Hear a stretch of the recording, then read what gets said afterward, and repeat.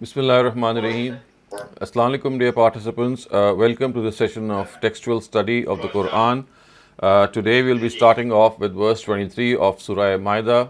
We have already discussed our whole discourse until verse 22. Previously, what was described was that Joshua and Caleb, two of the representatives of Prophet Moses, had been sent to give a report of what went on in Palestine and how people were there. So they came back and they gave this news that they were very tall people, very strong people, and they are dwelling there. And this actually was instrumental in bringing down their morale, the people to whom they came back. So, in the book of Numbers, chapter 13, verses 32 and 33, I have discussed them earlier that they have said that the land that they explored, it actually devours those living in it, which means that it's a very very tough. There are very tough conditions prevailing there, and all the people that they saw there were of great size, and they said that they saw the Nephilim, who we know are the descendants of Anak, who have come from Nephilim, and they seem like this is a very interesting comparison that they made. They said that we look like grasshoppers in our own eyes when we look at them, such tiny grasshoppers, and they're so tall. So this report, when they came back with this report, we know that this had a very telling effect on the morale of the whole army, and it is here from which this passage starts off by saying, "Kala rajulani min al-lazina yakhafuna an'ama Allahu alayhim adkhulul bab, fa iza dakhaltumuhu fa innakum ghalibun, fa 'ala Allahi fatawakkalu in kuntum mu'minin." However, from among their God-fearing men, there were two whom God had favored. They said, "Enter you upon the people of this city by forcing yourselves in through the gate. Then, when you enter it, you will be victorious, and trust God only if you believe in Him." So they gave this soul-stirring speech to them, and they told them that yes, they have a tough enemy in front of them, but the only way for you to overcome your tough enemy is to just force yourselves in. Remember, God has been kind to you. He has promised you that He'll help you. So even if they are very strong people and very tall people living there, they are not going to be able to harm you. And that is why actually we can see that the expression that is used is rajulani min al-lazina yakhafun. So the two people, of course, as I've just referred to, are Joshua and Caleb, and they were the members of the group sent to Palestine to find out the situation there. And one thing that you might need to know regarding this expression, which says yakhafuna an'amallah, that it actually refers to the Israelites who had become spineless due to the fear of the descendants of Anak. They were totally ravaged by cowardliness, and many of our exegetes, as Ustaz have pointed out, have generally regarded the object of the verb yakhafuna to be suppressed, which means that they were fearing something, and in fact they say that they feared God, and this of course is not appropriate here. The meaning would thus be those who fear God, and of course if people who fear God fare like this, we all know that this would absolutely be inappropriate. So the occasion entails that the expression of the object and not its suppression, because its suppression would have resulted in ambiguity, and on such occasions we would not like the object, the grammatical object of the word to be suppressed, which in other means would actually imply the fact that they had been overcome with fear. They had been totally overcome with fear, and it's not that they feared God, but they were just they're just fearful in the general sense. So the words that have been used near the end of this verse are, "Then when you enter it, you will be victorious, and trust God only if you believe in Him." So again, the reference is to the speech by Joshua and Caleb, and we know that this incident also has been recorded in the Bible, and specifically this incident has been referred to in the book of Numbers, chapter number 14, and this is verse 6 to 9. To be precise, you can also look it up. And the words are that the land we passed through, and explored is exceedingly good. If the Lord is pleased with us, He will lead us into that land, a land flowing with milk and honey, and will give it to us. So that is what they had said. only do not rebel against the Lord, and do not be afraid of the people in the land, because we will devour them. And Joshua and Caleb both said that this soul-stirring speech that they gave, that you don't need to fear them in any way, because we are going to devour them. Their protection is gone, which means that they have lost their security and protection from God. But Lord is going to be with us, and do not be afraid of them. So this is what they had once again said when they came back. And we know that the whole nation was overcome with so much fear and had lost courage, that the way the Israelites did, that the bravest of them became very anxious and worried. And supremely faithful and truthful is a person of integrity, who even at such precarious instances passes the test of adhering to these traits. So it is this aspect of the characters of Joshua and Caleb which the Quran has immortalized by mentioning it in this surah of covenant and promises. The objective is that people who make up their mind to tread the path of God are able to learn from their exemplary characters how to remain awake when everyone is, just losing his head. So yakhafuna, of course, would mean that they were the ones who really feared God. So these two individuals were the only people who were really fearful of God, and they therefore did not want them in any way to be robbed of this faith in God. And because of the fact that God had blessed them with this energy, of course, and the insight also that they had trusted the promise of God, that they delivered the same emotions and their feelings to their nation also. So go you and your Lord. And then we know that this is what they said in a very frustrating way, when the words are qalu ya Musa inna lanadkhulaha abadan ma damu fiha fazhab anta wa rabbuka faqatila inna ha huna qa'idun. But they again said, Moses, as long as they are there, we shall never enter it. So go you and your Lord and fight. We shall sit here. Fazhab anta wa rabbuka faqatila inna ha huna qa'idun. So this was like a final answer from them. It meant that they in no way wanted to budge from that place. This particular aspect is not cited in the Bible in these words. I mean, the way the Quran says and has described their timidity by actually bluntly telling Moses that you and your Lord go and fight. We are not interested. We're just going to sit here. So it is not cited in the Bible in these words, but it is evident from the way the mourning and lamentation of the Israelites are mentioned, that after the assurance sounded by Joshua and Caleb by the words that Lord is with us and do not be afraid of them, they would have said the same thing which the Quran has cited here. So although the words that we find here are not exactly the same that you'll find in the Bible also, but clearly we can see the way they have been expressed here, they must have been present there as well. And this was the last coffin, the last nail in their coffin, when they decided that, well, we simply just cannot move from this place, and it's up to you and your Lord to go and conquer that place. قال رب إني لا أملك إلا نفسي وأخي فافرق بيننا وبين قوم الفاسقين قال فإنها محرمة عليهم 40 سنة يتيهون في الأرض فلا تأس على القوم الفاسقين. At this, Moses prayed, Lord, I have no authority on anyone except on my own self and on my brother. So totally separate us and these insolent people. God said, if this is the case, then this land is forbidden to them for 40 years. They will keep wandering about in the land. So now do not lament on these insolent. So clearly we can see that the request that was put forth by Moses was not accepted from the Almighty. So the request that he be relieved of the great burden of this responsibility of leading these Israelites. So he said that, please relieve me of my responsibility, me and myself, because I can only speak of me and myself. I cannot speak of other people.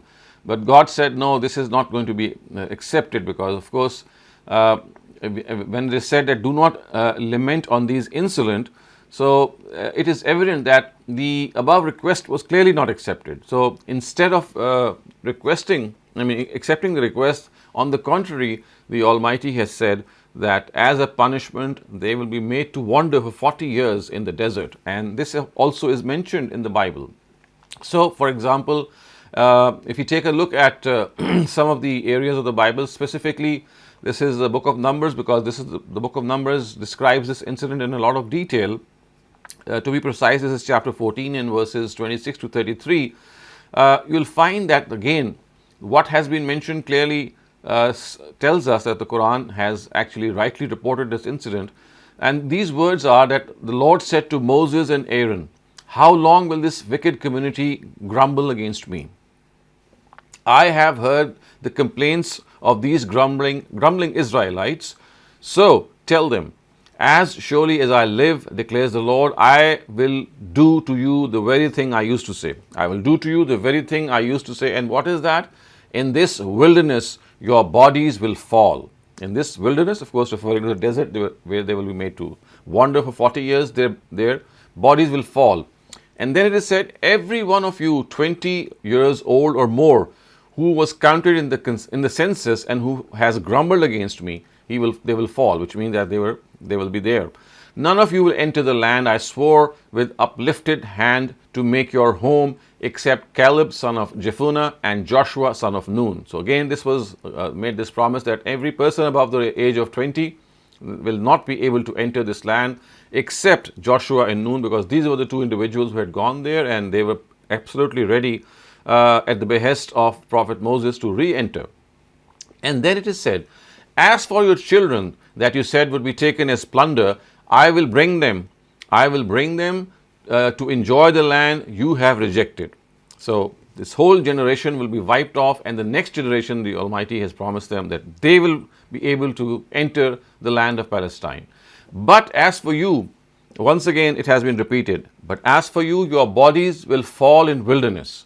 Your children will be shepherds here for 40 years, suffering for your unfaithfulness. So again, this is a very collective punishment which is given to the whole Israelite nation. Of course, the fact that their own forefathers rejected something or did not accept something became a source of the punishment of the next generation, because of course they were included in this whole crime. So therefore, this is an extension that was given to them, that not only will they themselves suffer, but their own children will not be able to do so. And every individual who is above the age of 20, he will just not be able to enter except for Joshua and Caleb. وَاتْلُ عَلَيْهِمْ نَبَأَ ابْنَيْ آدَمَ بِالْحَقِّ إِذْ قَرَّبَا قُرْبَانًا فَتُقُبِّلَ مِنْ أَحَدِهِمَا وَلَمْ يُتَقَبَّلْ مِنَ الْآخَرِ قَالَ لَأَقْتُلَنَّكَ قَالَ إِنَّمَا يَتَقَبَّلُ اللَّهُ مِنَ الْمُتَّقِينَ. O Prophet, because of their enmity with you, they are now bent upon creating disorder. Narrate to them in all truth the tale of Adam's two sons, when each of them offered an animal for sacrifice. Then the offering of one was accepted while the other was not. Then he whose offering had not been accepted said, I will kill you. The other replied, God accepts the offerings of only those of his servants who fear him. If you raise your hand on me to kill me, even then I will not raise my hand to kill you. I fear God, Lord of the worlds. Inni akhafullaha Rabbul Alameen. So the Arabic text is La im basatta ilayya yadaka li taqtulani ma ana bibasitin yadiya ilayka li aqtulak inni akhafullaha Rabbul Alameen. If you raise your hand on me to kill me, even then I will not raise my hand to kill you.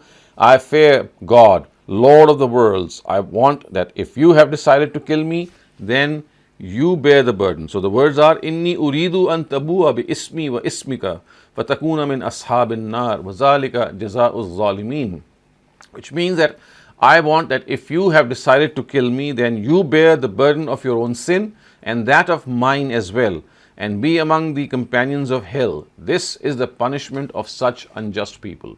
So now, as you can see, that the incident of the beginning of mankind has been presented here before them, and have said that it was similar jealousy between, of course, the two first sons of Adam that ended up in this situation, that Cain became jealous of Abel when his offering had been accepted and his own was rejected, that he said that I am going to kill you because of my arrogance and jealousy, that why did God accept your offering and he did not accept my offering.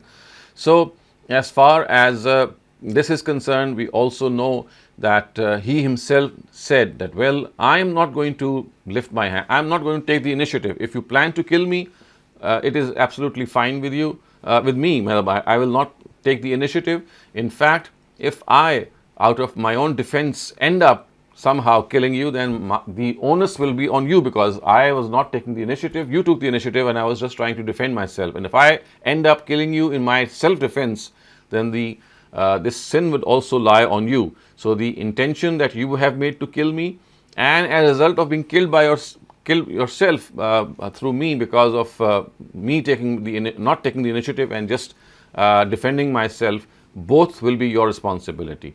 And that is why it is said that this thing took place in a very precise manner, so that the Israelites could be reminded actually of this incident, that the enmity and the animosity and the jealousy that they house for the Prophet is nothing new. It is something that was found right at the beginning of time, right at the beginning of Adam's two sons.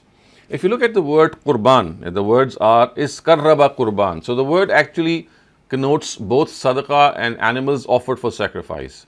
And whatever is offered to acquire the nearness of God is called qurban. So qurban is a word in the Arabic language which means that you offer something to God to attain His favor, to come close to Him.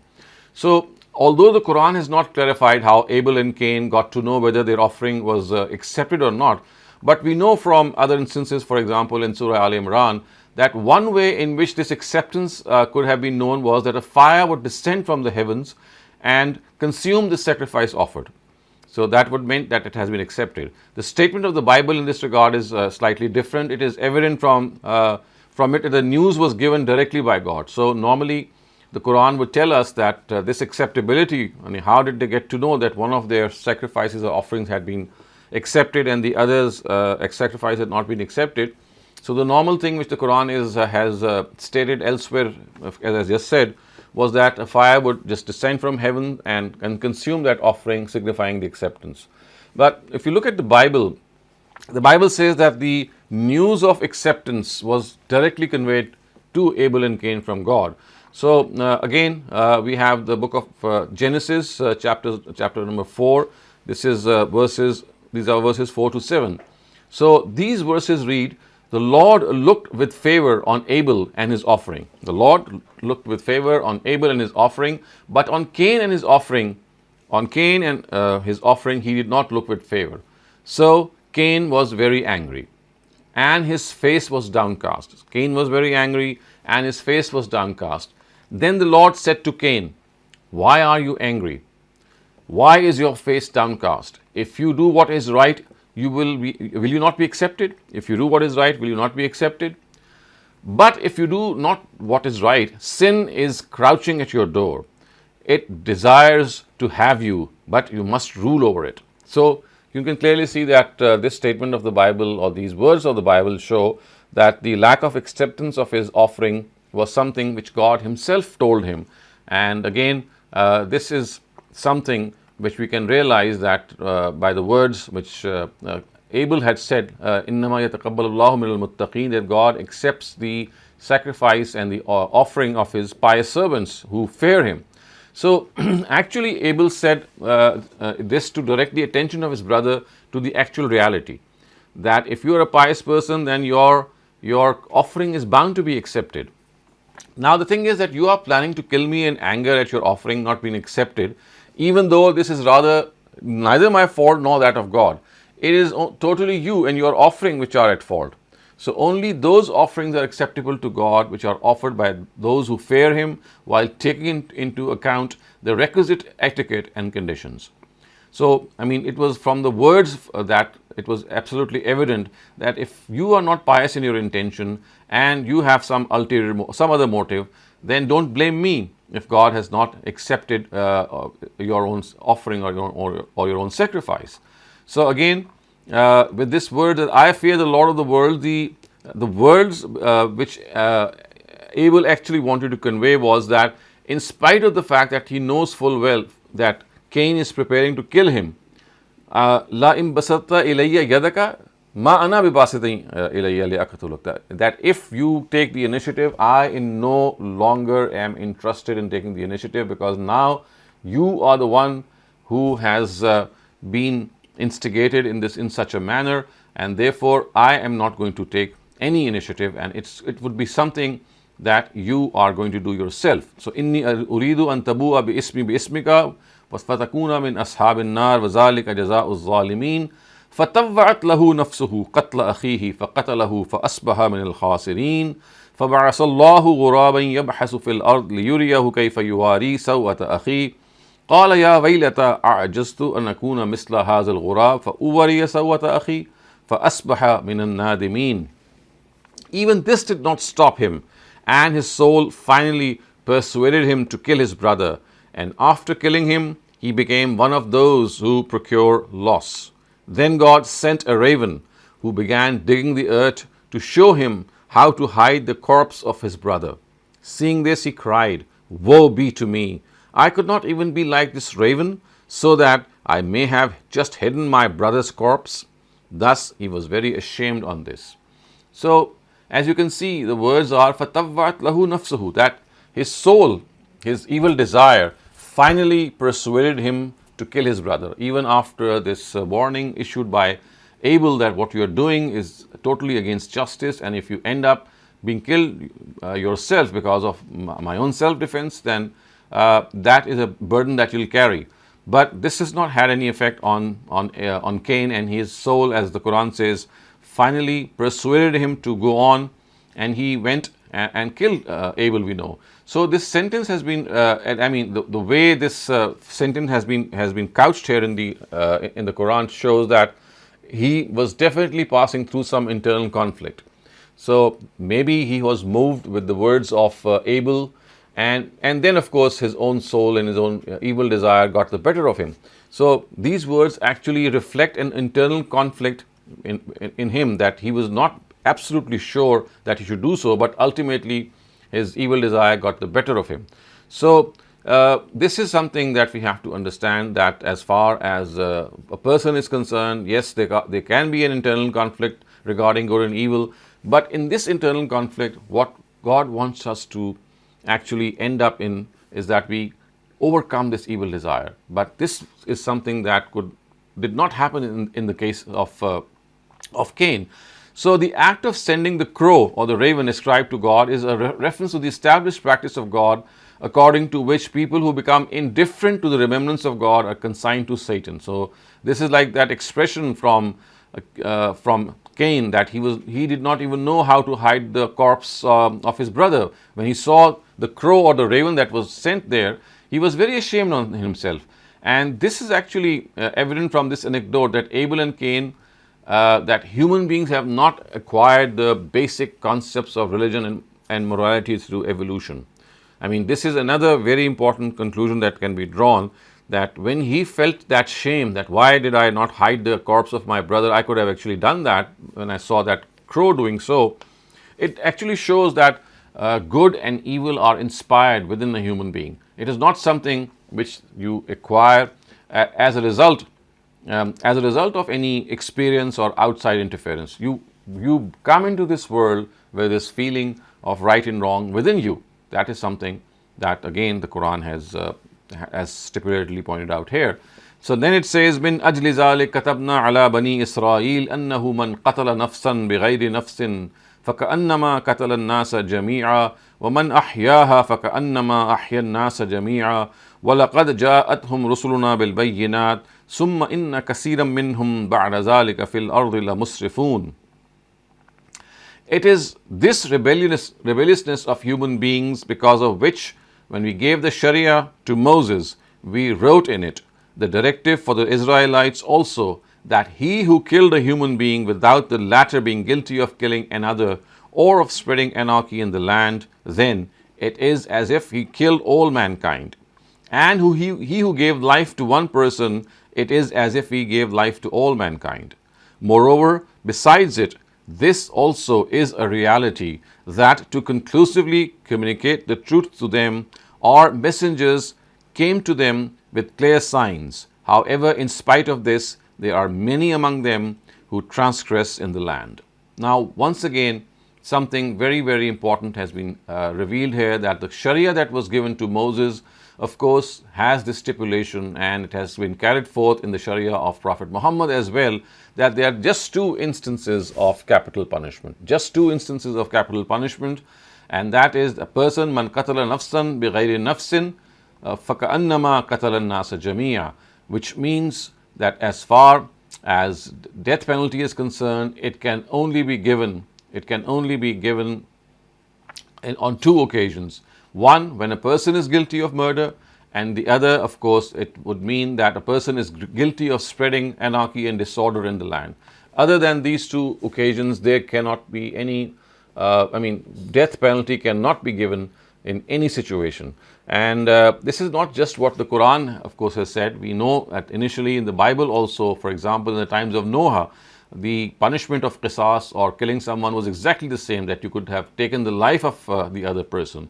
But unless, of course, there was a tribal situation which did exist in the times of the Prophet in Mecca and earlier on in some other prophets, the important thing that we have to realize is that whenever an execution is to take place as a result of punishment, and all punishments have to be administered by the state. No one can take the law in his or her own hands. So when the Quran says that the punishment of murder is murder, then that punishment of murder is to be given by the state authorities, not by the person or the heirs of the deceased. The heirs of the deceased, of course, have the prerogative to forgive the murderer, but then again, this is something that will go through the forums of the state, the law forums of the state, and if they also think that this forgiveness is warranted, then of course this forgiveness can take place. Otherwise, the execution will go on. And the second of these occasions is fasad fil ard, which means you take the law in order in your hand. You, for example, rape or robbery. These are very common examples. Hijacking, demanding ransom on hijacking someone. So all these are instances. Similarly, when you are after the life and wealth and honor of people, you take to profligation, or you start prostitution as a profession. All these instances, for example, are connoted by fasad fil ard, or they can be represented by this word. And this actually tells us that these are only two instances. And if someone argues here that this law was actually given to the Israelites, because as the word says, bin ajli zalik katabna ala bani Israel, that because of this mentality of arrogance and jealousy in which people start killing each other, God has said that I have made it mandatory upon the Israelites. So we must not be mistaken that the Sharia of the Israelites is equally applicable to later Sharias, unless, of course, the Quran explicitly stops us from a particular directive. And for example, we know that the Quran on many occasions has said that the Prophet has to follow the millat of Ibrahim. Inna awhayna ilayka kama awhayna ila nuhin wan nabiyyina min ba'di. And then it says that, of course, summa inittabi millata Ibrahim hanifa. In Surah Nahl, the Almighty tells the Prophet that you have to obey the previous Sharias, and that is, of course, the millat of Ibrahim. And then there is a big passage in Surah An'am in which all the prophets of God have been enlisted, almost all the prophets of God which were known to the Arabs. And once that list has been completed, the final words are فَبِهُدَاهُمْ اِقْتَدِهْ, that you have to follow the guidance, you have to follow the guidance brought down by these prophets. So no one should be mistaken by the words bin ajli zalik that perhaps this was only given to the Israelites. No, it was of course given to the Israelites, but it existed before that and earlier on also, and it's carried forward. And this carry forward, as we can see, is evident from these verses, that the Prophet is bound to obey the previous prophets. Of course, yes, there is an exception when the Quran explicitly changes a particular directive or wants to change it. That would be a different thing. Otherwise, it will be carried forth. So the important thing is that this law is something that has to be understood, that other than the death penalty, other than the instance of murder or fasad fil ard, the death penalty cannot be given. So there is a big misconception regarding the fact that blasphemy is something that has to be punishable by death. Similarly, apostasy to be punished by death, and some cases of adultery which took place in the Prophet's times were also punishable by death. All these are misconceptions and all have their own explanation. We have discussed them a number of times. For example, people who were given this punishment of death in the times of Prophet regarding adultery was mostly in the case when the situation was not of a common consensual act of out of marriage sex. It was basically a rape that had taken place, and hence rape itself is a form of fasad fil ard that has been prescribed. Similarly, there is no capital punishment prescribed for blasphemy in the Quran. We have discussed it on other occasions. And the last thing which also has caused this confusion is the punishment of apostasy. This punishment we have discussed elsewhere, that is specifically related to the direct addressees of Prophet Muhammad, the idolaters, the mushrikun. They were required to accept faith in him and in one God once the truth had become clear to them. The Almighty does not forgive polytheism. The punishment for polytheism is death. If that is what is going to take place, I mean, the Quran says that the Almighty is not going to forgive polytheism in the hereafter. So as a corollary of that, in this world also, people who are convinced that polytheism is something which is absolutely wrong, then they too warrant this punishment. Once a messenger of God is able to communicate to them, it's of course not for all the idolaters, it's for the idolaters that are the addressees of a messenger of God. So they were the ones who were given this punishment, and many of them accepted faith, we know. So about such people who once they had accepted faith, if they reverted back to their own idolatry, is it said famously that man baddala dinahu faqtuluhu, that he who changes his faith, you can execute that person. So that particular narrative which says that apostates have to be killed is actually speaking about these idolaters, about whom the rule was that they either accept faith or face the death penalty. So for them it was said that if they accept faith and then they revert back, now they can not be allowed to live anymore, because of the fact that for such people the capital punishment was already in place. Also, we know in the times of the Prophet, the people of the book were not given this punishment because they were primarily monotheists and they were allowed to live on their faith. So the punishment of apostasy is something that was meant solely for the idolaters of the people of the Prophet's times. It has no bearing on any other era, and it is a grave misconception that it has entered the Islamic penal code in many countries. So clearly we can see from this Quranic verse that either it's murder itself or fasad fil ard, which can be punished by death, and no other crime can be punished by death. So with this I come to an end to this section of verses. You have now time for some questions. Once we are finished with those questions, I will also attempt the literal and idiomatic translation. Ji, Assalamualaikum, Dr. So Sir, two confusions I have about this. So one is that it is a human instinct to be able to defend yourself. If somebody tries to kill me, I am almost certain that I would never just simply tell him that, hey, Joe, go ahead and kill me. I will not take any action to defend myself. Was this not a human instinct with Abel? Why did he say that I will not take any action? Even naturally, somebody tries to just aim at your throat, you will try to push him back. How did he resist this human urge to not take any defensive action? And secondly, this is not the Islamic direction as well, right? If somebody tries to kill me, I have every right to defend myself. So this is precisely what was said here. He said that if I kill you out of self-defense, then the sin of this killing would lie on you because you are taking the initiative. So Abel is not saying that he's not going to defend himself. That's not what he said. He said, Inni uridu an tabua ismi wa ismik, that I would like that I'll not take the initiative. I'm not going to kill you, but if you take the initiative and raise your sword against me, then I'm going to defend myself. And if as a result of that defense you get killed, then it would be something that, and that is a punishment, or it's like a sin that you will incur, not myself, because I never took the initiative. So it is not that he had said that I'll not defend myself. In fact, he said that I will defend myself. The only thing that he expressed was that I will not take the initiative in killing you. In spite of the fact I know that you are after my life, I'll wait for you to take the first step. I'm not going to take the first step in self-defense also. So self-defense has two aspects. One is that you wait for the other person and then you defend yourself. And the other thing is that you know that the other person is going to kill you, and now before even letting him begin with that initiative, you take the initiative. So actually Abel was referring to the second thing, not the first one. I see. Thank you for clarifying, sir. The second confusion that I have is this this when he didn't end up killing his brother. One would imagine that when you have just killed your brother out of anger and you are feeling ashamed, the shame that you will actually feel is, why did I kill my brother? Not that why did I not figure out how to bury my brother and I had to take guidance from a crow.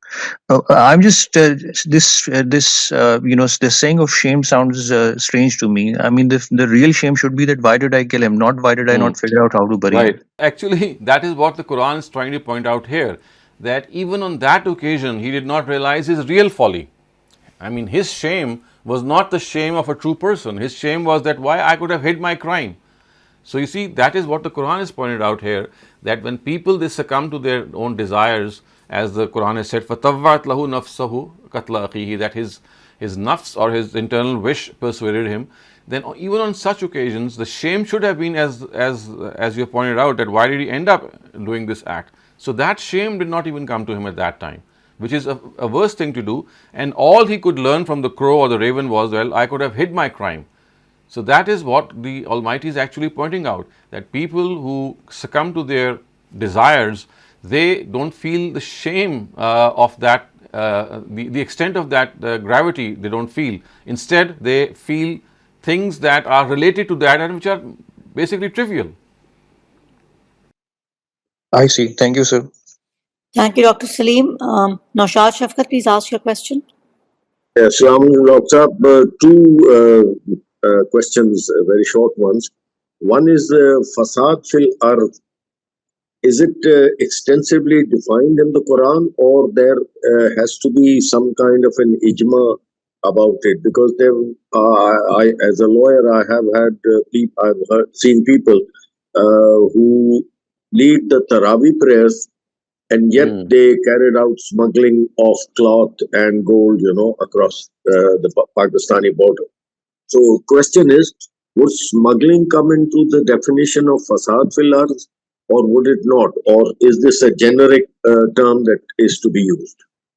So you see, the word fasad fil ard means to challenge the law and attack the life, wealth and honor of people. That is what we find at other instances in the Quran, that wherever this is described, it actually refers to the fact that you become totally indifferent to what the law tells you. See, if you can perhaps gauge this difference between theft and robbery. You see, when a thief does something, he would not like to open up himself, would not like to expose his endeavor. He would do it silently, covertly. But a robber is someone who says that, come what may, I don't care about the law. I'm just going to rob a person in broad daylight. So this is the difference, that theft takes place stealthily in a way that you would like it to be hidden, but a robbery takes place in open daylight. So the intent of a robber is that he has no regard for the law, whereas a thief has fear of the law, only that he only wants to do something by not getting noticed. So basically, this is what is meant by fasad fil ard, that you are spreading disorder in the land without any regard to the order that has been imposed on it through the law. So if you just reverse the word fasad, fasad means to spread anarchy or disorder. So what is the opposite of anarchy and disorder? It's order and discipline. So whenever you try to openly challenge the order and discipline or the system of law without any qualms that you are doing something wrong, then that is termed as fasad fil ard.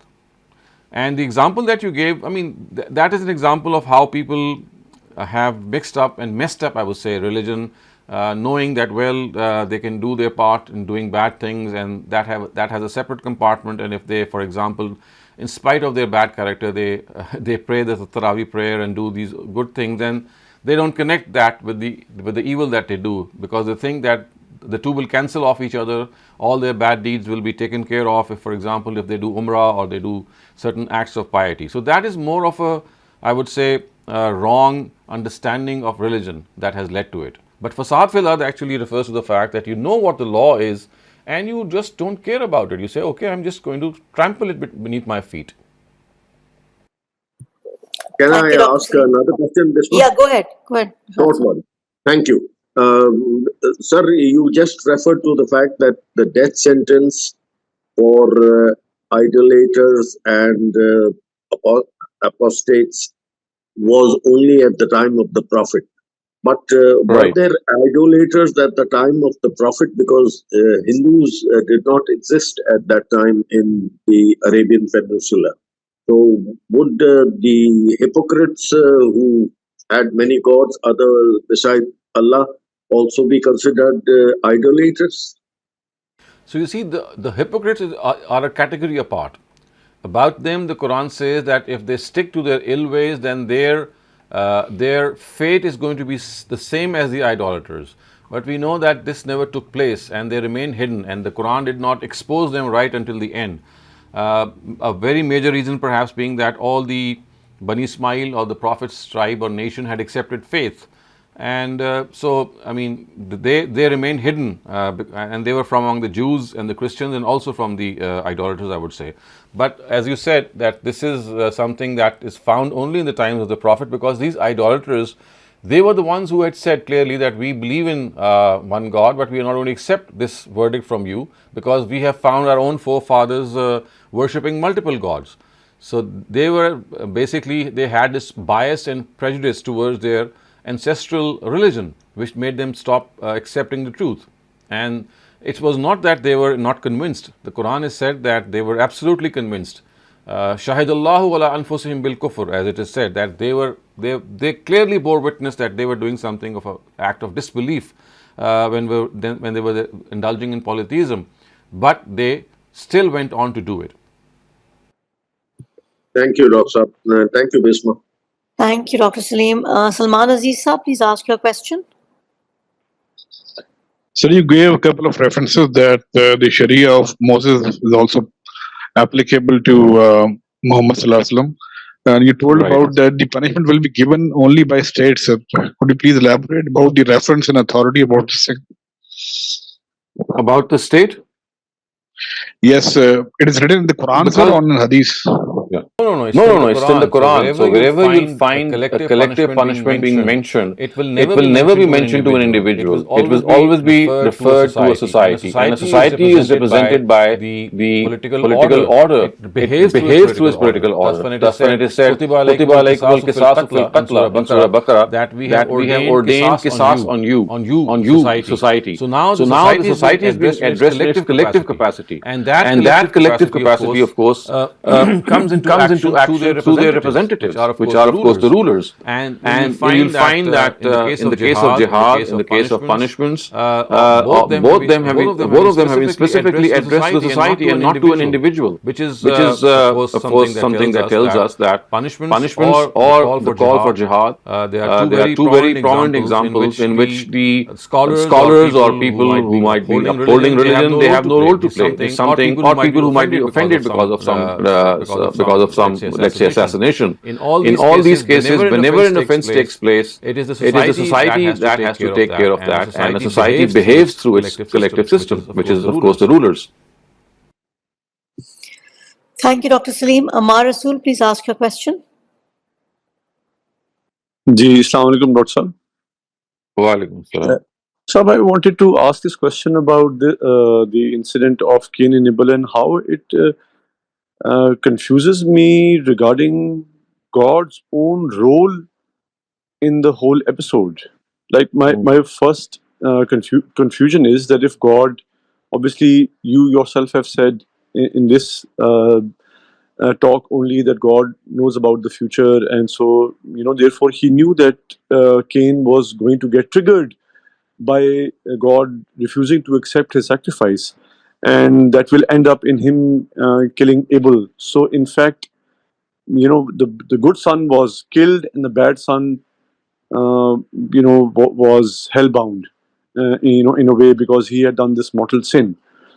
And also we cannot say that this man Cain was an non-believer, because obviously he was in direct conversation with God based on what the Bible says, that God basically had a conversation about whether he accepted a particular sacrifice or not. So obviously there was no veil between these particular men and the Almighty himself. So the Almighty knew, and yet he played this, I shudder to use this word, it almost seemed very manipulative, that he would, he would trigger a bad person who has clearly jealousy issues and anger issues and many other, character flaws. Yes, okay, I do understand this, and yes, this is a area in which we do get confused. But you see, the one important thing that maybe you have missed out is that you see the way the Quran actually mentions certain things and it readily ascribes them to God. There is a step which is missing, which the Quran itself, I would say, skips, because it has mentioned it on so many other occasions, and that is that trigger is not going to take place because of God, but that trigger is going to take place because of your own decision that I'm going to get triggered. So you see, what happens is that when the Quran describes the situation, it describes as if it might give you the impression that God is manipulating it, maybe, or driving it, or maybe destining it. That is not the case, because you see, this is just a way of describing things, that you ascribe the evil to Satan and everything good to God. However, this is something of a given, and it has been mentioned at so many instances in the Quran that whatever bad you do, if you are under any compulsion, I mean, if you're going to do something which is forbidden and you are under compulsion, God is not going to in any way penalize you. For example, if you eat the flesh of a swine and you were pushed to do it, you had no other option, you will not be penalized. So you see, this itself tells us that in case of restricted circumstances, in cases of compulsion, the law of God himself changes, and it gives you enough concession so that you can go on in life. So when it says that this situation has arisen, that the offering of one son was accepted and the other was not accepted, this was something that was intrinsic, inherent in that person. It's not that God was driving him, that person, or let's say Cain, to show his anger and jealousy. It was something that he had from inside, and something that he was expressing out of his own will. I mean, God was not pushing him, not in any way driving him to express that jealousy. In fact, if anything else, it was an opportunity for him to drive out the jealousy, because he knew that this is something wrong and I should not do it. So you see, when you succumb to evil, you succumb to evil out of your own will. Otherwise, if you do something against your own will, you have no option. Then, as I gave you this example, that God gives you this remission, that if you don't have anything to eat and only the flesh of the swine, then you're not going to be penalized, which actually tells us that God always takes care of matters in which there is compulsion, in which a person is pushed to do something. But here we find it is not the case. It was pure jealousy, that why was my brother's offering accepted and was not mine accepted.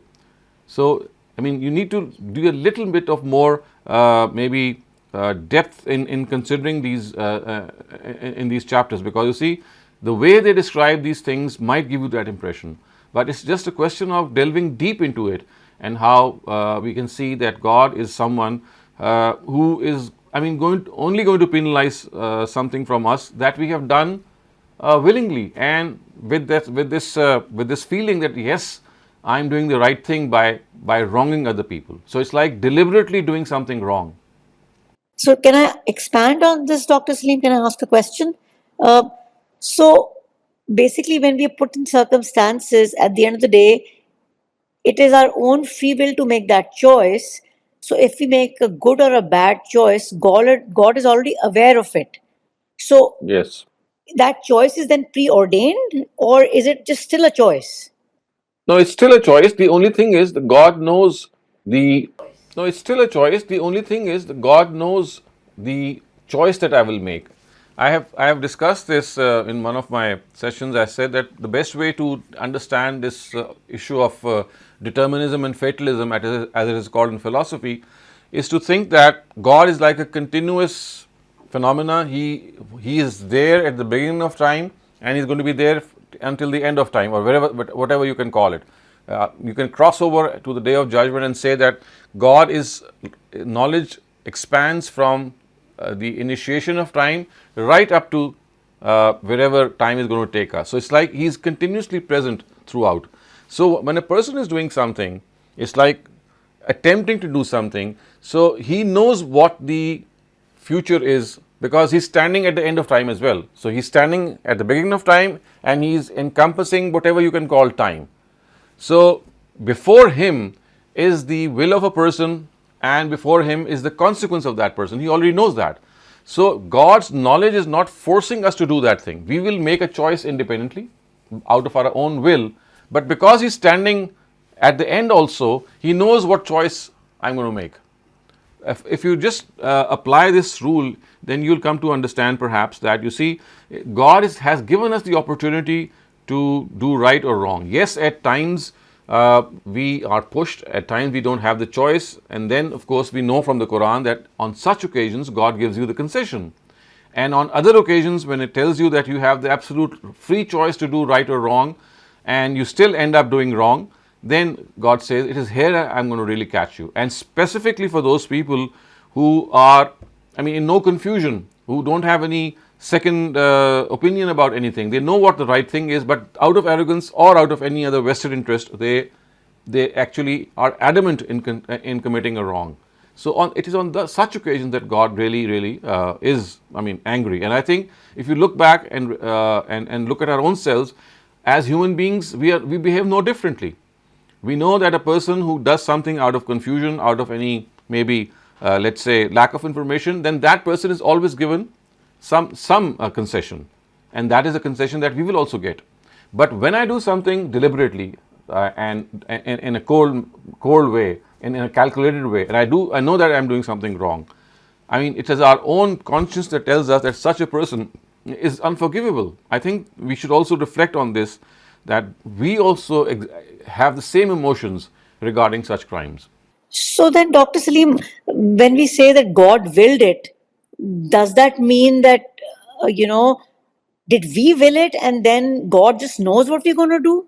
No, you see, no. Actually, the words are, when God willed it, they only are spoken when something has already happened. For example, if a person dies out of accident, you say, well, it was the will of God. It is not that God was driving it, or it only means that in the scheme of God, this is how it was meant to happen. It happened because of a person's mistake. It could have happened because of the other person's mistake. But when you say it was the will of God, it only means that in the scheme of God, in the grand scheme of God, this is how an event was destined to happen. Not destined in the sense that he had forced it or written it down, but in the sense that he knew that the mistake would be made by one person or the other, and it will end in the accidental death of a few people. So it is on such occasion that we say, well, it was God's will. Again, you see, this is like a loose connotation. It's like a loose word that we speak. Here we are not saying actually that God had willed this accident to happen. What we are saying is that in the scheme of God, this incident happened because, of course, we know that the reason for that happening was something that originated from the people itself. The only thing is that God knew what's going to happen. Thank you so much, Dr. Saleem. Akram Bhatti Saab, please ask your question. If I heard it correctly, you mentioned Hazrat Noah. So it was that Hazrat Noah's, if it was Hazrat Noah's time when this happened, then we're going to place him as the first prophet. Is it true or not? Sorry, I didn't get your question. I maybe I misunderstood it. I heard that you said it was Noah's time, Hazrat Noah's time. I was explaining that this law of Qisas was not just given to the Israelites, it was also given to Noah, and that was the citation that I gave from the book of Genesis. I was explaining that this law of Qisas was not just given to the Israelites, it was also given to Noah, and that was the citation that I gave from the book of Genesis, that in Noah's times also, it was the same law of Qisas that was implemented. So the discussion that was going on at that occasion was that people say that these verses relate to the Israelites only, because it says man qatala nafsan, and before that it says bin ajli zalik katabna ala bani Israila, we have ordained on the Israelites, and then it goes forward. So I was trying to explain that this is not correct, because it's not something that was ordained for the first time with the Israelites. The law of Qisas was in place much before that. And for that, the example of Noah was given actually. Thank you for another opportunity. Thank you. Sir, I just wanted to ask you another question about the same incident. Can it be said that the way that the story has been told, once again, I seek God's forgiveness if I'm saying something wrong. Can it be said that the story has been told in a way in which one is led to believe that this incident is just a one-off incident? It happened out of the blue, and then one was killed and the other was damned. Whereas it would have been much better if we were told that this man, Cain, had a history of evil doing, because God explains in the Quran, as you yourself have said many times, that when a person is damned, he's first given many chances, and when he fails numerous times, only then gods decide that now, I'm going to shut the door of rahmat on him, and even prophets cannot decide who is going to get the hidayat and who is not. So clearly, if we apply that rule to this incident, it seems as if Cain must have led a whole life that had led to this incident where he had committed evil, and finally God had decided that enough is enough, and now a final reckoning has to happen. And so this incident transpired, and it became a defining moment for us to understand. Well, you see, I do get your point. You see, a person becomes a murderer and not in one day. I mean, such people have their own history. Obviously, such things, they have a background. But let us suppose that even if this history was not present and it was something that was instigated right at that moment, don't you think it would still be okay? Because you see, after all, a person was after the life of another person, and the other person had very calmly warned him that you are doing something wrong. Because had you been on the right, I would have taken the initiative and wiped you off myself first. I am on the defensive side. If something is accepted by God, it's not my fault. You must argue with God.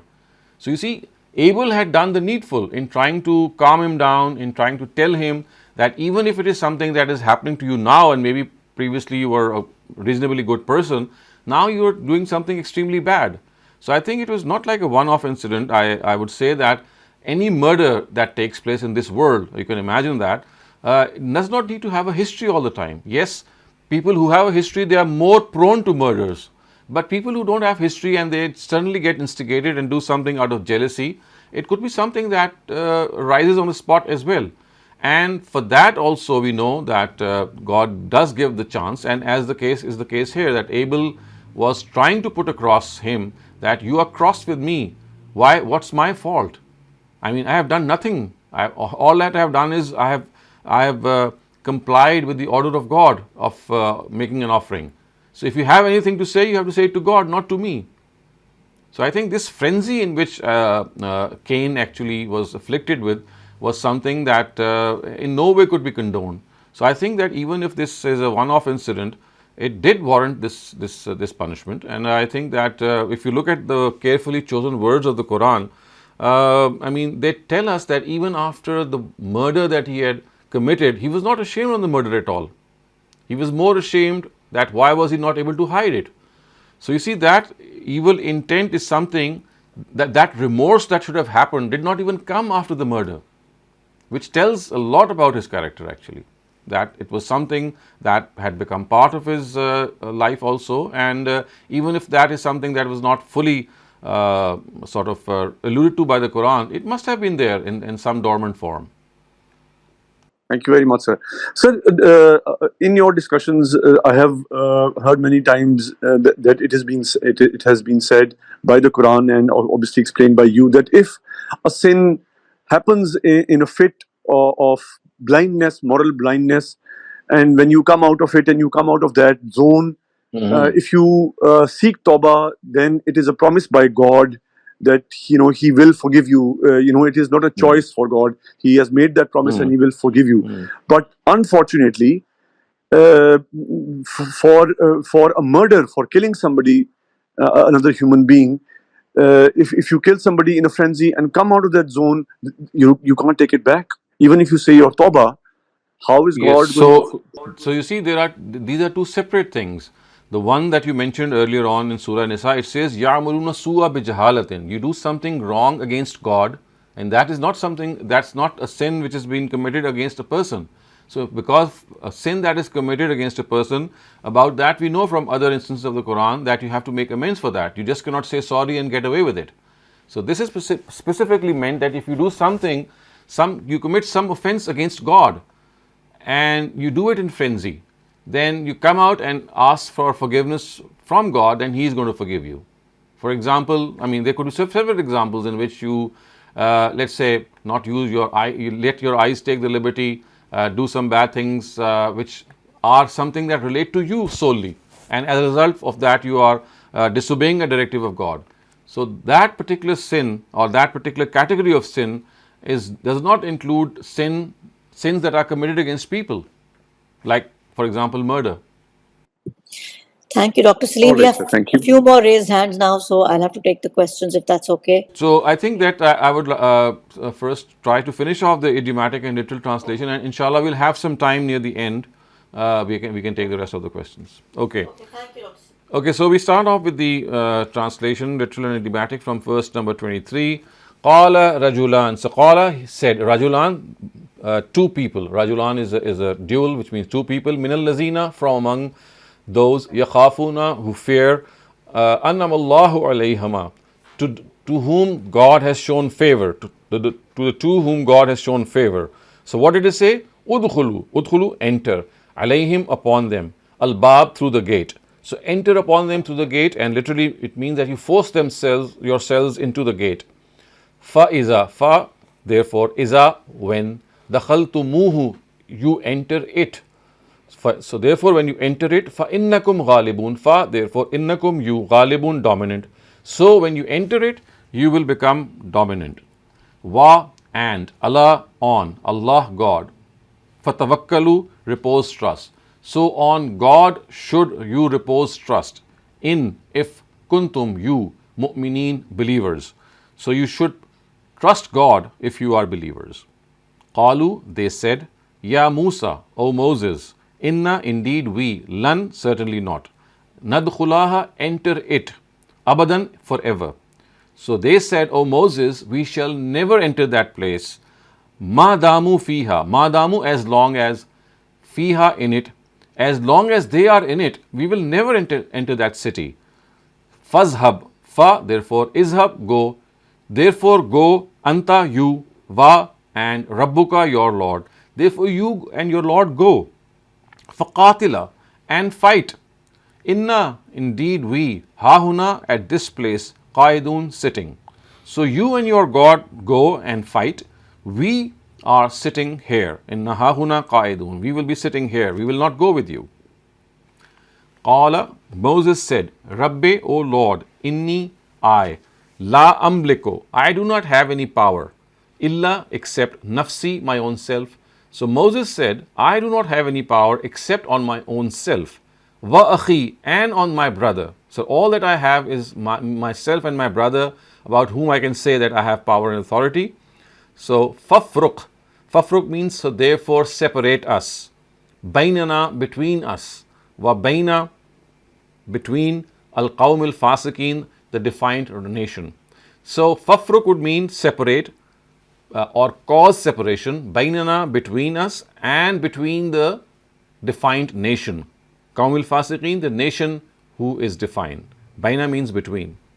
Qala, he said, Qala means God. God said, fa innaha, therefore it is, that city is, muharramatun, is haram on you, is forbidden on you, alayhim, on you. Arba'ina sana, arba'ina means 40, sana means years. So God said that that city is forbidden to you for 40 years. Yatihuna, yatihuna means you will keep wandering. Fil ard, in the land. They will keep wandering, in fact, not you. They will keep wandering in the land, Fa, and, la, not. Ta'sa, be sorrowful. Ala, on. Al-Qawm al-Fasiqeen, the defiant nation.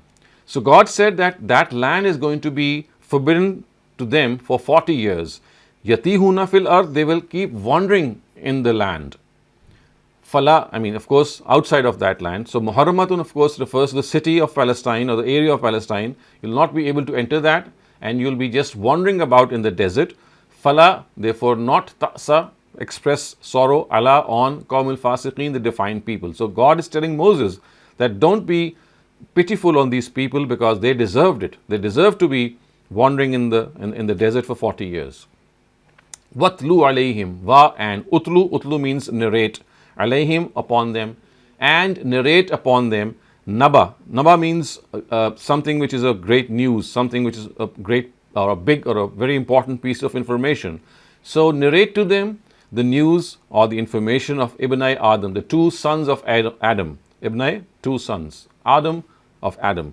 Bil haq, in all truth, which means that narrate to them in all truth the tale of the sons of Adam. Is when karraba, one of them offered a sacrifice. Qurbanan, of course, is the same thing. Fatukubbila min ahadihima. Fatukubbila means was accepted. Min ahadihima, from one of them. Wa and lam, not. Yatakabbal min al akhir, and not accepted. Lam yatakabbal, not accepted. Min al akhir, from the other. So it is said that both these sons offered sacrifice, but the sacrifice of one of them was accepted. Fatukubbila was accepted min ahadihima, of one. Wa and lam, not. Yatakabbal min al akhir, not accepted from the other. Qala, now this is the person who has taken the initiative. He said, La aqtulannak, of course referring to Cain. I shall definitely kill you. So Cain, addressing Abel, said, La aqtulannak, I shall definitely kill you. Qala, now the reply is from Abel. Qala innama, indeed, yataqabbalu, accepts, Allah, God, minal muttaqeen, from the pious. So Abel's reply was that indeed God accepts the offering of the pious. La im basatta, he is continuing with his statement. He says, La im basatta ilayya, la in, if, basatta ilayya yadaka, you extend your hand on me. This is like one phrase, basatta ilayya yadaka, you extend your hand on me, referring to the fact that you raise your hand on me to litaqtulani, in order to kill me. Ma ana, I am not, bibasitin, extending, yadayya, my hand, ilayka, towards you, liaqtulak, in order to kill you. So idiomatically it would mean that if you raise your hand to kill me, I am not going to raise my hand to kill you. Inni, indeed I, akhafu means fear, Allah, God, indeed I fear God, Rabbal Alameen, who is the Lord of the worlds. Inni uridu, I want, an tabu'a bi ismi wa ismik, that you gather your sin and my sin, which means that you bear the burden of your sin and my sin. Ismi, which means my sin, ismik, your sin. Fatakuna, so therefore you become min ashabin nar, from among the companions of hell. Wa, and zalika, this, jaza'uz zalimeen, is the punishment of the wrongdoers. So remember, this is a word that you have to understand, that the word jaza normally is used when in our own language, when some positive recompense is to be given. But in the Arabic language, the word jaza does not always refer to some positive recompense. It refers to reward and it can refer to punishment. So the context will occasion it, and here of course the word jaza is used because of their sins. So therefore now it would mean that this is the punishment of such people, of such wrongdoers, of such unjust people. فَتَوَّعَتْ لَهُ نَفْسُهُ. Fatawwat means persuaded. Fa is therefore tawwat lahu would mean persuaded his nafs, his soul, persuaded him. What did it persuade him to? Qatla akhihi, to murder his brother. Therefore, faqatalahu, therefore he murdered him, therefore he killed him. Fa asbaha, fa, therefore asbaha became minal khasirin, among the losers. So his nafs, his soul persuaded him to kill his akhi, to kill his brother, and he killed him. And he became among the losers, or among who suffer a loss. Fa, therefore, ba'asallah, sent God. Ba'asa, send, Allah, God. So God sent ghuraban. Ghuraban is a crow or a raven. Yabhasu. Yabhasu fil ard would mean that he would dig in the earth. Bahasa means to dig or to find, fil ard, in the earth. Liyuriyahu, so that he shows to them, shows to him, in fact. So the raven started to dig the earth, liyuriyahu, in order to show Cain, kaifa, how, yuari, hide, sawata, corpse, akhihi, his brother's corpse. So the raven came and started to dig the earth so that he could show, this was of course the result, that how you can hide the corpse of your brother. This is like an inference which actually Cain had made. Qala, he said, ya wailata. Ya wailata is like an expression of sorrow. Oh, pity me. Oh, what has become of me? Something like that.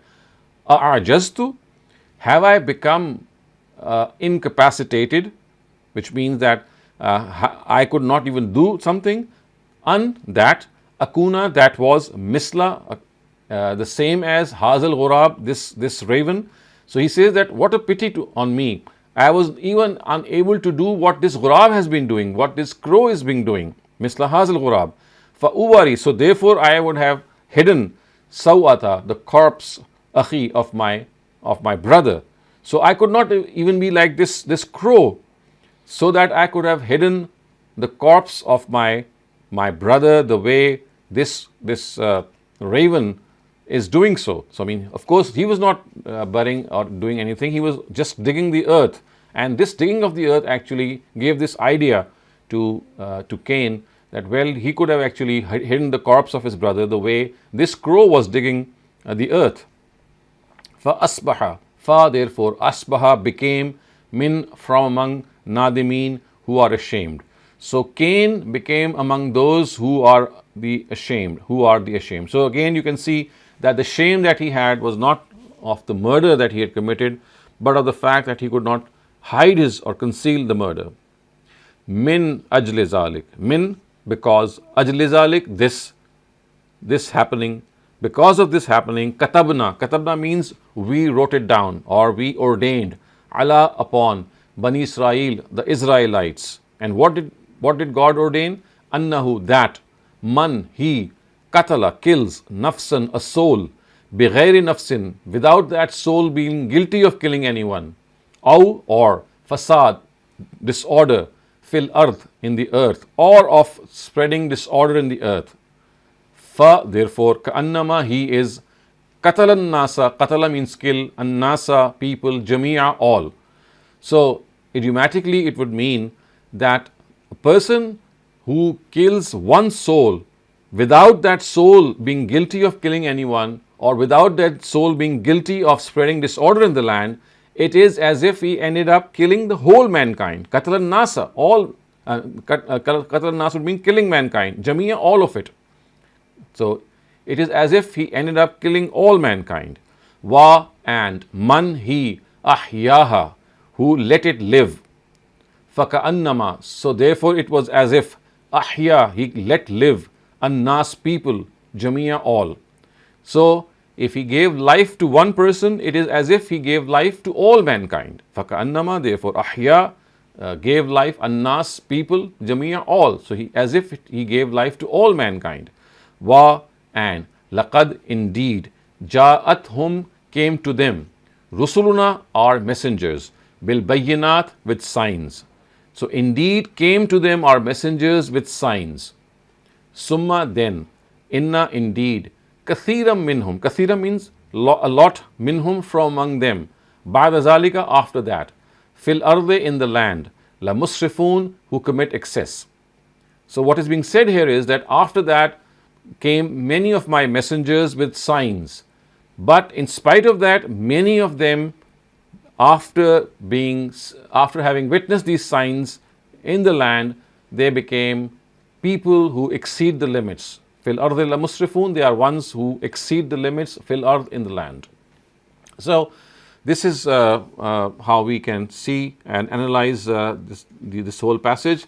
Just a word once again that I normally remind you, that the purpose of this literal and idiomatic translation again is to bring you closer to the text of the Quran. So first we boil down the text of the Quran in the broad sense by understanding its textual implications, and then in the second reading we try to come closer to the text so that you are able to relate to the actual sentences through their literal meaning and if, as I said, I do recommend that please do write down the vocabulary of the Quran that you come across in our literal translations, because that vocabulary is bound to repeat itself in later chapters of the Quran, in later surahs of the Quran. And if you keep on revising that vocabulary, I can tell you, without learning Arabic, you will be in a position to understand a very large part of the Quran, which actually is the purpose of this exercise. So now you can utilize the remaining time for questions. Thank you, Dr. Saleem. There are no more raised hands, so I'm going to ask you a question. So the chronological order is that Moses left Egypt, and then that's when he was in the desert with the people. He went away to get his commandments to the mountain. The people got manosalva, and then they started praying to the golden calf. And then Moses came back. He was upset with them. After that, were they punished again? And that's when they moved on to this land to Palestine. They were punished again. So you see, this all happened simultaneously. They were punished for calf worship, and then the Almighty said that this land has been made holy for you, and I have ordained it for you. You go there and establish a center of monotheism there, and from there you can convey the message of monotheism to the rest of the world. So they were told this, and you'll find this in the beginning of the surah as well. And so as is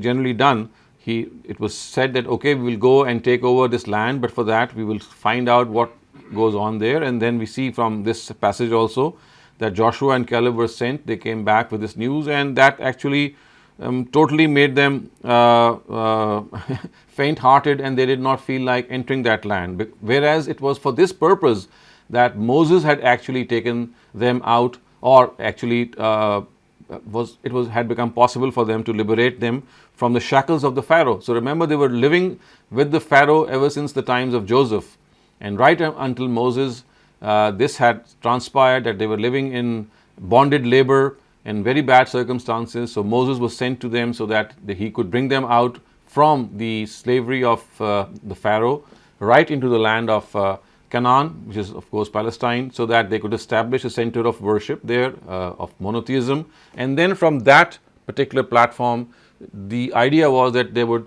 spread monotheism to the rest of the world. But of course this never happened because of their various travails and their various sins, the last of them being that they wanted to crucify Jesus.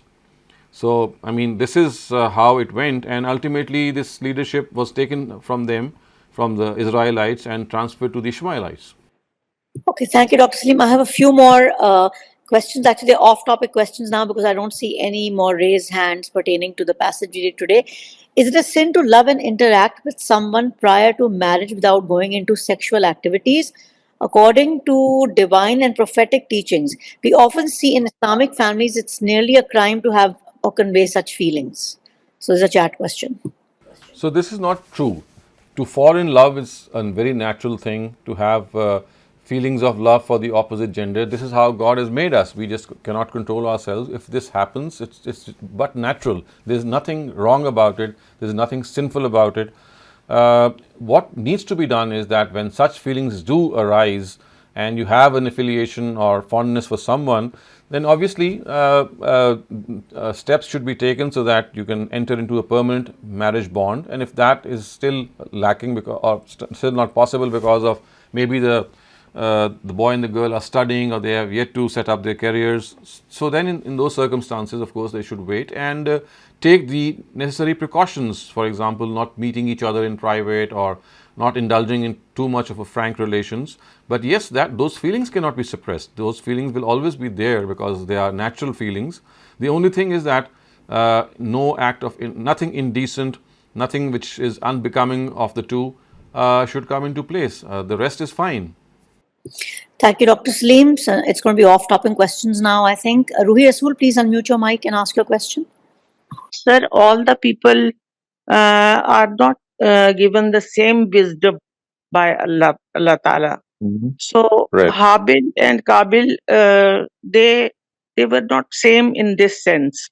Although Habil told his brother that your offering was probably not accepted because you were not sincere, or God accepts only from those who sincerely present their offerings. But in spite of that, he didn't understand that, and he was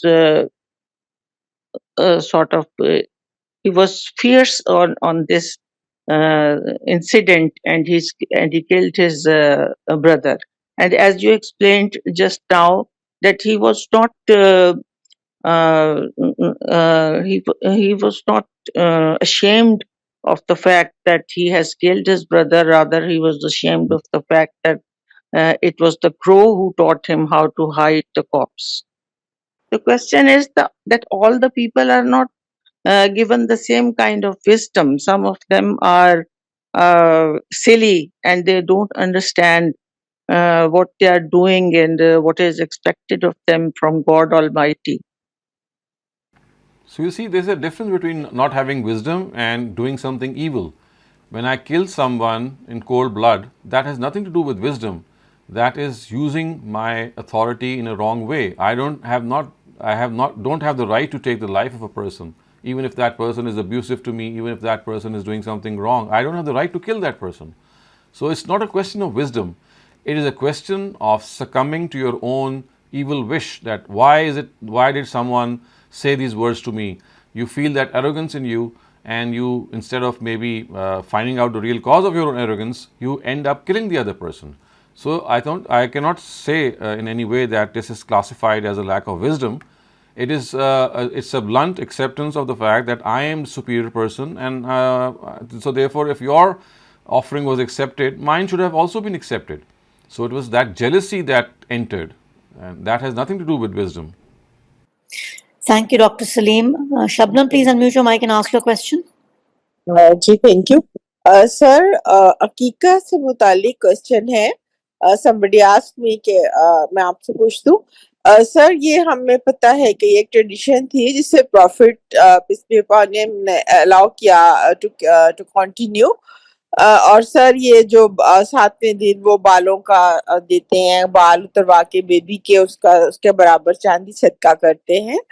तो sir ये शुक्राने का एक तरीका है, लेकिन sir वो जानना चाह रहे हैं कि क्या प्रॉफिट ने अपने बच्चों या अपने ग्रैंड चिल्ड्रन में से उनके उसवा में ये मिलता है कि उन्होंने खुद भी कभी किया हो? So, in actual fact, we know that the Prophet did not approve of the whole ritual of Aqiqah. This is a big misconception that people think that the Prophet approved of it. He in fact said the words, Ana la uhibbul uquq. I do not like this uquq or this Aqiqah. All that you should do is that if you feel like to express your gratitude to God that you have been given an offspring, yes, you can sacrifice an animal and distribute the meat among people. That is what he said. You see, the original ritual of Aqiqah was that people would slaughter an animal and also shave off the head of the boy or the girl born, and they would sprinkle the blood of the sacrificial animal on the person's, on the boy or the girl's or the infant's face or his body or her body, and this was a superstition that they had, that this will actually protect that child from any problems or travails of life. So the Prophet expressively said that this has nothing to do with Islam. Yes, if you would like to sacrifice an animal purely for the sake of gratitude to God, you can do so. Thank you, Dr. Saleem. So the question I asked you earlier about the interaction between a male and a female, the same person has asked, sir, can they interact till marriage in a way which does not lead to zina? Of course they can. Why not? I mean, it has not only, they should stop well short of zina. They should have a decent behavior. They should have a demeanor in which, they maintain a safe distance, because you see, the reputation of a person is at stake. You never know if you don't end up, for example, God forbid, if they don't end up marrying, then if they come closer to each other and give this impression that they are in a relationship, this can damage the repute of that boy or girl either ways, or even go and create more issues for them if they come closer to each other. So maintaining a healthy, safe distance, and while at the same time talking to one another in a normal way is fine. But I mean, that is the important thing, that anything which becomes intimate is like it can trigger something. I mean, when you start meeting each other in private, when you start discussing ways in a frank way, then see, all these are triggers that can cause that untoward situation and also create a wrong impression about your reputation. So when you are going to be together with someone, it has to be with the impression to the outside world that now you are in a bond of marriage. And until that happens, it could, I mean, you could have that feeling and also express it in a very subtle way, but no more than that. Thank you, Dr. Saleem. We have another question. Okay, this question: why did Allah make blood the only liquid with every micronutrient and then forbid us to drink it? Why is something so healthy forbidden? Well, whether it's conducive for health or not, that is not a problem that we need to tackle. That's more for a science to say. But there are so many things that might be healthy, but they create a negative effect or a bad effect on a person. So if you look at the dietary laws of the Quran, it says that anything that creates savageness in a person or creates that beastliness in a person is forbidden. So when you drink blood, that is the thing that you have, I mean, that you acquire, that you have that beastliness or that savagery in you. Otherwise, I mean, no one would be drinking that blood. That is precisely why the Almighty has said that anything that creates that feeling of savagery in you should be avoided. And precisely that is why the flesh of the pig was avoided. Precisely that is why maita, the dead, I mean, the normal animals who would be allowed if you are have you slaughtered them, they would be perfectly allowed. But now that they have died, the blood has stuck to them in their veins, and now you should not consume them. So basically, we should remember that as far as medical conditions are concerned, that is not the that's not the point regarding which the Quran gives the verdict. For such issues or instances, it leaves the verdict to your own common sense and medical science and gives you the choice. But anything which is morally or it has a very telling effect on your own personality, it is here that the Quran gives a piece of guidance. And the reason for the blood not being consumable is that, of course, it is something that can create that element of beastliness and savagery in the person who consumes it. Thank you, Dr. Saleem. Salman Aziz, please ask your question. So there's a perception that after the first murder, every other murder in the world that takes place adds to the sins of Cain. Is it true or not, sir? Yes, it is true. Because you see, when you start off with a bad tradition, and that tradition is something that you leave behind, and that is something that is going to, let's say, instigate other people to do the same bad thing, then you are actually accumulating something for your own self. I mean, it's not just with Cain, it will be with any person. If I do a bad deed, it could be murder, it could be something else, and if that perpetuates and inspires other people to indulge in the same thing, then commensurate or in proportion to what you are doing, the original person will also get its share of evil. Now, Shafqat Saab, please ask your question. Sir, you just said that Cain would also be vicariously liable for all murders, but there are millions who are not even aware of Abel and Cain. How could such a that is not that is not what we are referring to here. What we are saying is that if a tradition is an evil tradition without knowing where it originated, so that is not that is not what we are referring to here. What we are saying is that if a tradition is an evil tradition without knowing where it originated, because I am leaving behind a legacy, and that legacy is something which is making me instigated or inspired or motivated. So every time I do that, even if I don't know who is the originator, because of the fact that that originator left that bad tradition as a lighthouse of inhumanity, you can say, so that is going to be ascribed to that person as well. Yes, the extent would be as much as God would deem appropriate with justice. It's not that the person who's committing that murder would be allowed to go scot-free. He will have his own share. But the amount of that tradition that he has maybe furthered is going to have some trickle-down effect on the original person as well, because he was the originator. And this goes for good deeds as well. So every good deed that you do and that inspires other people into doing good deeds, so that is going to have a commensurate effect, not an absolute effect, a trickle-down effect on other people as well. But sir, what if he is not aware at all? How would one attribute something if one is not aware of Cain and So Abel? you see, it's not the question of he being aware. I The mean, if he even if tradition, he's not being aware. he has to be aware of the tradition. He is not aware of the tradition. So if he is not, you see, what we are doing is, so that person is not going to get the blame for that. It is Abel who, or Cain who set that tradition. Because of the fact that he knows that tradition, so every murder that is going to take place is going to have some accumulation in his deed also. Because you see, in this situation, his knowledge is not essential. I mean, because for him, he will be punished for his own sin. Now the question is that because that sin is something that was originated by some other person, so now in spite of he not, I mean, knowing what he was furthering, the thing is that because Cain himself had left a tradition behind, which without being known who actually originated it, it actually was a tradition. So you see, you have to view this whole incident from the angle of Cain himself, that he left behind something, and that perpetuated after him all the time till the day of judgment. So every time some murder happens, there is got to be some responsibility on him as well, because he was the one who started it, regardless of the person who committed it. I mean, that is another issue.